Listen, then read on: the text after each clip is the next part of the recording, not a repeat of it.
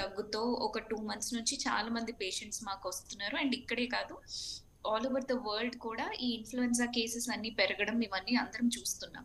కాకపోతే ఏంటంటే past exactly ఒక ఫ్యూ డేస్ నుంచి ఒక మంత్ నుంచి కూడా మనం చూసినట్టుగా అయితే కేరళలో కేసెస్ రావడము, అలానే కేరళ నుంచి మళ్ళీ తమిళనాడు ప్లస్ ఇప్పుడు కర్ణాటక అండ్ ఇవాళ తెలంగాణలో కూడా కేసెస్ ఉన్నాయని చెప్పి మనం వింటున్నాం. సో దీంట్లో ఏంటంటే మనకి ఇవన్నీ ఒక చోట బయటపడుతున్నాయో, ఒక చోట బయటపడట్లేదంటే ఇది ఓన్లీ కేవలం టెస్టింగ్‌ని బట్టి డిపెండెంట్ అయ్యి ఉంటుందండి. సో స్ప్రెడ్ అవ్వడం డెఫినెట్‌లీ ఇది ఫాస్ట్‌గా స్ప్రెడ్ అవుతుందండి. ఓన్లీ థింగ్ నంబర్స్ అనేవి డెఫినెట్‌లీ మనం టెస్ట్ చేస్తే గాని మనకు తెలీదు ఏది ఏ టైపు అన్నది.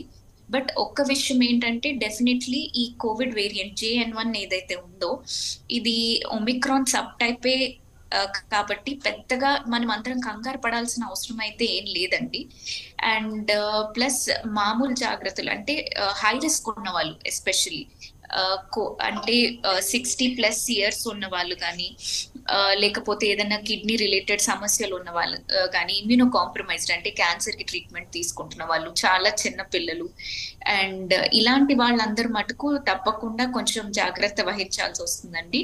మీరు ఎప్పటికప్పుడు కొంచెము జనాల్లో జాగ్రత్తగా ఉండడము, లైక్ కోవిడ్ కి ఏమేమి ఫాలో అవ్వాలో కొత్తగా ఎవరు చెప్పాల్సిన పని లేదండి. మాస్క్, హ్యాండ్ శానిటైజేషన్ అండ్ ఎవరికి వాళ్ళు జాగ్రత్తగా ఉంటే ఎస్పెషల్లీ పబ్లిక్ ప్లేసెస్ లో ఈ బాధ్యతగా మనము నిర్వహించుకుంటే అదే మెయిన్ అండి మనకి.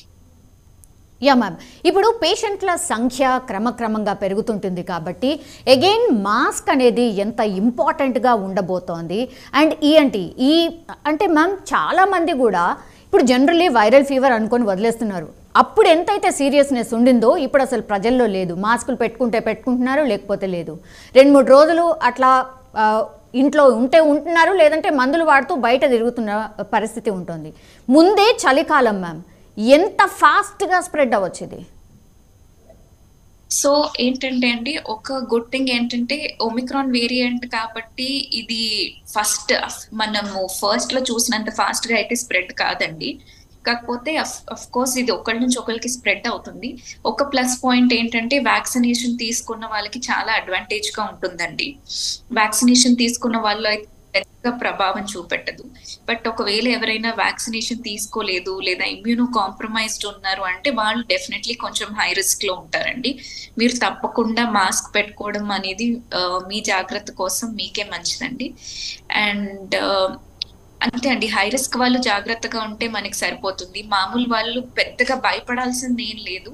అండ్ మీరు జ్వరం వస్తే ఇంట్లో ట్రీట్ అవ్వకుండా కొంచెం డాక్టర్ దగ్గరికి వెళ్ళి టెస్టింగ్ చేసుకుంటే మీకే మంచిదండి. ఎందుకంటే ఆల్రెడీ లాస్ట్ టైమే కోవిడ్ వచ్చి వెళ్ళిన వాళ్ళ ఎఫెక్ట్స్ ఇప్పటి వరకు కూడా చూసినట్టుగా అయితే చాలా హార్ట్ అటాక్స్ కానీ వేరియస్ బాడీలో అక్కడక్కడ క్లాట్ అవ్వడం అంటే స్ట్రోక్స్ కానీ బ్రెయిన్ లో క్లాట్ అవ్వడం ఇవన్నీ కూడా పోస్ట్ కోవిడ్ ఎఫెక్ట్స్ ఇప్పటి వరకు చూస్తున్నాము.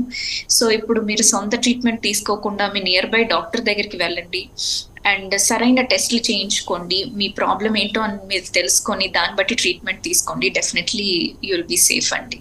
Yes ma'am, I'll come back to you ma'am. Yeah, MV Jagannathan garu CCMB scientist join అవుతున్నారు. సార్ నమస్తే సార్. మనం మళ్ళీ ఇంకోసారి కరోనా గురించి మాట్లాడుకోవాల్సిన సిచ్యువేషన్ వచ్చేసింది సార్. Covid JN